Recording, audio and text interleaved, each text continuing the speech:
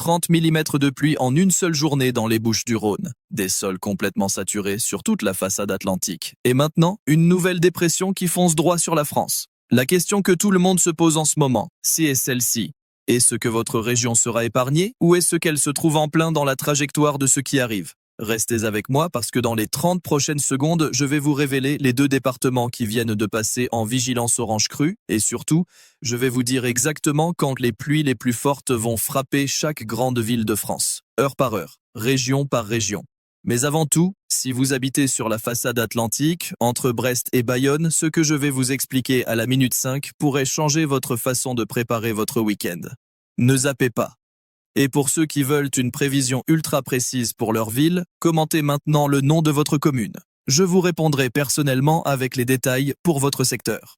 Alors, commençons par ce qui se passe en ce moment même au-dessus de nos têtes. Ce vendredi 6 février 2026, la France est sous l'emprise d'un flux océanique puissant. Ce N n'est pas une simple journée grise. C'est un enchaînement de perturbations qui n'a pratiquement pas cessé depuis des semaines. Et voici le chiffre qui résume tout. Les sols de la façade atlantique ont reçu tellement d'eau que chaque nouvelle pluie, même faible, devient un problème. 14 mm enregistrés hier rien qu'en Bretagne, 10 mm sur la Gironde. Et ce matin, la pluie est de retour. Mais attention, voici le premier retournement de situation. Toutes les régions ne sont pas logées à la même enseigne. Pendant que le nord se fait arroser, le sud de la France profite d'un temps lumineux et agréable. On a là un contraste saisissant, avec parfois 10 degrés d'écart entre Toulouse et Lille. Je vais vous expliquer pourquoi, et surtout combien de temps cette fracture météo va durer. Regardez bien cette donnée. Hier, on a relevé des rafales de 60 à 70 km/h sur le Massif central. En Bretagne, 50 à 60 km/h. Et sur les côtes de la Manche, la mer est agitée avec des creux de 2 à 3 mètres. Ce N est pas anodin. Si vous avez prévu des activités en extérieur ce week-end, ce que je vais vous détailler maintenant va vous permettre de choisir le bon créneau au bon endroit. Et dès ailleurs, à la minute 3 et 20 secondes, je vais vous révéler quelle sera la seule fenêtre d'accalmie de tout le week-end. Ne la ratez pas. Passons au déroulé précis, ville par ville, Paris et Île-de-France. Ce matin, le ciel est couvert, avec des températures entre 9 et 10 degrés. C'est 2 à 3 degrés au-dessus des normales de saison, ce qui est remarquable pour un début février. Hier, les maximales ont atteint 11 à 12 degrés dans la capitale, ce qui confirme cette tendance douce persistante. Les averses vont se succéder tout au long de la journée, avec des rafales de vent autour de 50 km/h. Le pic des précipitations est attendu entre 14h et 18h. Si vous devez sortir, privilégiez la matinée, les conditions seront un peu plus clémentes. Ce soir, les choses se calment progressivement. La nuit sera plus tranquille avec des températures qui ne descendront pas en dessous de 6 à 9 degrés. Demain samedi, une accalmie bienvenue avec des températures de 10 à 11 degrés l'après-midi, quelques éclaircies possibles, mais aussi des passages nuageux. C'est le moment que je vous annonçais. Samedi après-midi en Île-de-France, c'est votre fenêtre, le seul vrai créneau de relative tranquillité avant le retour des perturbations. Attention toutefois, cette embellie sera de très courte durée. Y revient dans un instant. Et entre aujourd'hui et demain, vous allez perdre environ 2 degrés sur les maximales. Ce N n'est pas énorme, mais c'est le début d'une tendance que je vais vous expliquer plus tard. Bretagne. C'est ici que la situation est la plus préoccupante. Le Finistère vient de repasser en vigilance orange crue. Oui, encore une fois. Cette vigilance avait été levée il y a quelques jours, rétrogradée en jaune, et la voilà de retour. Pourquoi? Parce que les perturbations arrivent les unes derrière les autres sans laisser le temps au cours de haut de redescendre. Aujourd'hui, comptez sur des averses répétées avec des rafales allant jusqu'à 70 km/h sur les côtes. La limite pluie-neige est très haute, autour de 1400 mètres, signe que l'air est anormalement doux. Demain, la perturbation suivante touche d'abord la Bretagne dès la fin de nuit, avec des pluies modérées et des rafales de 50 à 60 km/h. Si vous êtes en Bretagne, n'oubliez pas de commenter pour que je vous donne des précisions sur votre secteur exact. Maintenant, voici ce que je vous avais promis à la minute 5. La façade atlantique, de Brest à Bayonne, est dans une situation critique qui ne se voit pas forcément au quotidien. Chaque perturbation prise individuellement n'est pas catastrophique. 50 à 60 km/h de vent, 10 à 14 mm de pluie, ce N n'est pas un ouragan. Mais le problème, c'est l'accumulation. Les sols sont gorgés d'eau, les nappes phréatiques sont pleines, les rivières sont hautes, et dans ces conditions, même une pluie modérée peut provoquer des débordements. C'est exactement pour cela que la Gironde est elle aussi en vigilance orange crue en ce moment. Tous les départements de la façade atlantique sont concernés par des vigilances jaunes ou oranges liées aux crues. Chaque goutte de pluie supplémentaire aggrave la situation. Ne ratez surtout pas ce qui arrive après, parce que je vais vous parler de ce qui se prépare pour dimanche et le début de semaine prochaine. Et croyez-moi, c'est un twist que beaucoup n'ont pas vu venir. Bordeaux et Nouvelle-Aquitaine. Ce matin, les températures sont agréables, entre 8 et 12 degrés. Le temps est instable avec des averses qui peuvent prendre un caractère orageux par moment. Des rafales de 50 km/h sont possibles. Le pic des instabilités se situe en milieu de journée, entre 11h et 15h. Demain samedi, les pluies reprennent par l'ouest en fin de matinée, mais elles restent faibles. Le vrai souci, c'est que ces pluies ajoutent à des sols déjà saturés. Température demain après-midi, 7 à 14 degrés. Lyon et Auvergne-Rhône-Alpes. Ce matin, vous êtes en plein dans la zone pluvieuse. Des précipitations assez marquées traversent la région depuis l'est, avec des températures fraîches, entre 2 et 9 degrés selon l'altitude. En montagne, la neige tombe à partir de 1400 mètres sur les Alpes. Le massif central reste relativement épargné par les chutes de neige. Les pluies s'évacuent progressivement dans celle après-midi. Demain, c'est la meilleure journée de la semaine pour cette région, avec de belles éclaircies possibles et des températures de 8 à 11 degrés. Profitez-en parce que dès dimanche, tout change. Toulouse et Occitanie. Bonne nouvelle pour vous, vous êtes au sud de la fameuse ligne Bordeaux-Chambéry qui sépare aujourd'hui la France en deux. Au nord, les averses. Au sud, le soleil.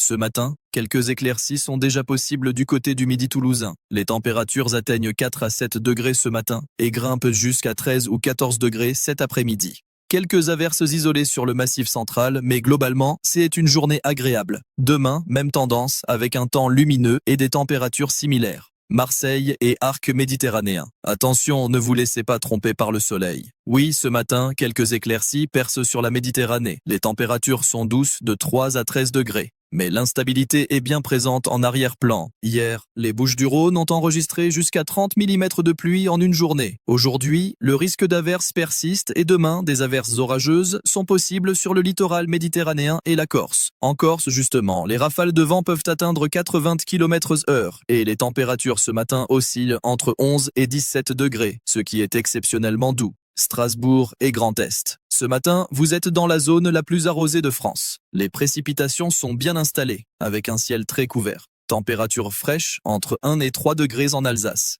La bonne nouvelle, c'est que ces pluies évacuent progressivement vers l'est au fil de la journée. Demain, la perturbation qui arrive par l'ouest aura quasiment disparu en atteignant votre région en soirée. Quelques pluies faibles, rien de comparable à ce que vous vivez aujourd'hui.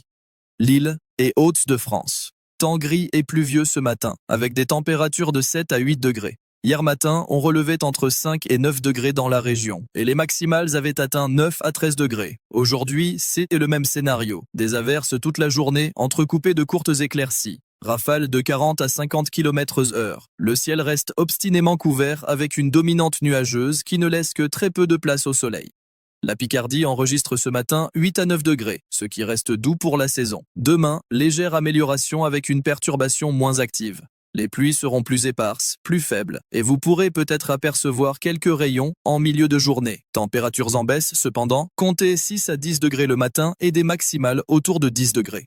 Si vous êtes dans les Hauts-de-France, dites-le en commentaire, je vous donnerai le créneau exact le plus favorable pour votre week-end. Nantes et Pays de la Loire. Averses soutenues ce matin, avec des rafales de 40 à 50 km/h. Température de 9 à 10 degrés, ce qui reste doux. C'est d'ailleurs l'une des régions les plus douces du pays ce matin. Mais ne vous y trompez pas, la douceur ne signifie pas le beau temps. L'instabilité est marquée dans votre région, avec possibilité de petits coups de tonnerre en cours de journée. Les averses peuvent être localement fortes, surtout entre midi et 16h. En soirée, les choses se tassent un peu. Demain, la nouvelle perturbation arrive en premier chez vous, dès la fin de nuit. C'est logique, puisque vous êtes en première ligne face aux dépressions atlantiques. Pluies modérées attendues en matinée, puis affaiblissement progressif dans l'après-midi. Les sols dans votre région sont eux aussi très chargés en eau, et il faut rester vigilant sur les petites cours d'eau qui peuvent réagir vite. Maintenant, le grand retournement que je vous avais annoncé. Cette accalmie de samedi, cette petite pause que tout le monde attend, elle ne va pas durer. Dès dimanche, une nouvelle dépression prend le relais, et celle-ci annonce plus active. Le flux océanique perturbé reprend de plus belle, avec des pluies plus marquées, des rafales de vent potentiellement plus fortes, et un retour des conditions agitées sur une large partie du pays. Le début de semaine prochaine s'annonce dans la même veine, avec des perturbations qui se succèdent sans véritable pause. Un mot sur la montagne, parce que c'est un sujet que beaucoup d'entre vous suivent de près. La limite pluie-neige se situe aujourd'hui autour de 1400 mètres sur les Alpes et 1500 mètres sur les Pyrénées. Est élevé pour un mois de février. Normalement, à cette période, on devrait voir de la neige à des altitudes bien plus basses. Cela confirme la douceur anormale de cette aire océanique. Sur le Massif central, il n'y a pratiquement pas de neige à signaler. Les stations de ski des Alpes du Nord reçoivent de la neige au-dessus de 1400 mètres, ce qui est une bonne nouvelle pour l'enneigement en altitude. Mais les stations de moyenne montagne continuent de souffrir de cette douceur persistante. Demain, la limite pluie-neige reste stable autour de 1500 mètres. Aucun changement significatif n'est attendu sur ce paramètre avant le milieu de la semaine prochaine. Si le refroidissement annoncé pour la mi-février se confirme, on pourrait alors voir la neige descendre beaucoup plus bas. Mais on n'en est pas encore là. Parlons maintenant de quelque chose que très peu de gens réalisent en ce moment. Et c'est crucial. Mais ce n'est pas tout. Et c'est peut-être l'information la plus importante de cette vidéo. Les modèles météorologiques commencent à signaler un possible changement de régime pour la mi-février. Après des semaines de douceur exceptionnelle, 2 à 5 degrés au-dessus des normales selon les régions, une baisse des températures se profile. On ne parle pas d'une vague de froid brutal. Non. On parle d'un retour progressif vers des températures plus conformes à la saison. Mais quand on passe de 13 degrés en Île-de-France à des valeurs plus proches de 5 ou 6 degrés, le ressenti est celui d'un véritable refroidissement. Les modèles hésitent encore sur l'ampleur exacte, et je préfère être transparent avec vous, ces mêmes modèles nous ont joué de mauvais tours récemment. On confirmera dans les prochains jours. Récapitulons les points essentiels à retenir, parce que je sais que beaucoup d'entre vous regardent cette vidéo pour savoir exactement quoi faire ce week-end. Aujourd'hui vendredi, averse généralisée au nord de la ligne Bordeaux-Chambéry, temps lumineuse au sud, rafale de 50 à 70 km/h selon les régions. Vigilance orange crue sur le Finistère et la Gironde. Les pluies les plus fortes tombent ce matin sur le Grand Est et les Hauts-de-France, puis se décalent vers le nord et en cours de journée. Température remarquablement douce, de 7 à 17 degrés selon votre position géographique. Demain samedi, accalmie relative. C'est la journée à saisir si vous avez des projets en extérieur. Une perturbation faible traverse le pays de l'Ouest, mais elle essouffle rapidement. Quelques éclaircies possibles partout, surtout l'après-midi. Températures en légère baisse de 2 à 3 degrés par rapport à aujourd'hui, mais toujours au-dessus des normales de saison. Minimales demain matin de -1 à 13 degrés, maximales de 7 à 14 degrés. Dimanche et début de semaine prochaine, retour des perturbations actives. Pluie marquée, vent soutenu, situation à surveiller de près sur la façade atlantique. Les cours de eau déjà hautes pourraient continuer à monter. Mi-février, possible retour à des températures plus hivernales. Le contraste pourrait être saisissant après ces semaines de douceur.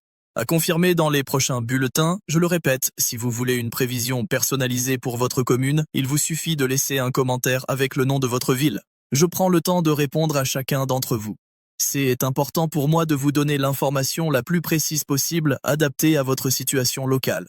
Plus vous êtes nombreux à commenter, plus je peux affiner les prévisions pour chaque zone. Et dans la prochaine vidéo, je vous révélerai exactement ce que les modèles prévoient pour cette possible bascule hivernale de mi-février. Parce que si ce refroidissement se confirme, certaines régions pourraient perdre jusqu'à 8 degrés en quelques jours.